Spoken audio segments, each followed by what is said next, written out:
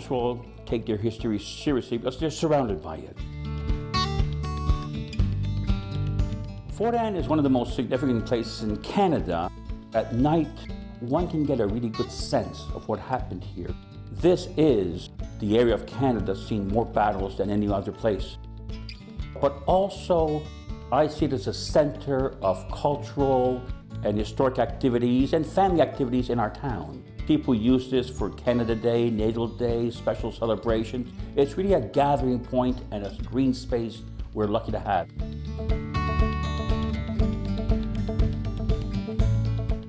When people want to stay in Annapolis Royal, you get to stay in these old historic homes that have been loved and maintained.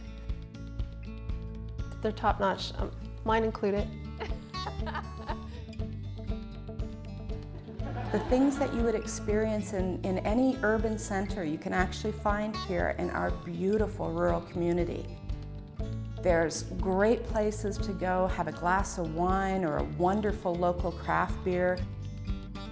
There's activity here that can be as laid back as you want it to be, or it can be as, hard and exciting as you want it to be. One of the highlights of our Saturdays is going to the farmers market. Our girls love going. The farmers market in Annapolis Royal is the hub. It's all about community.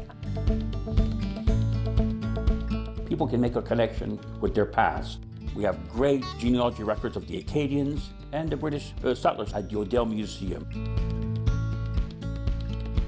The Historic Gardens is an awesome attraction. It really competes with Canada on a national level, but on a world level as well. So my favorite event is Paint the Town. We have artists that come to town and take part in this. How amazing is it that they can do their work that day, and then you have the opportunity to buy a once-in-a-lifetime piece. Annapolis Royal is an incredibly vibrant community.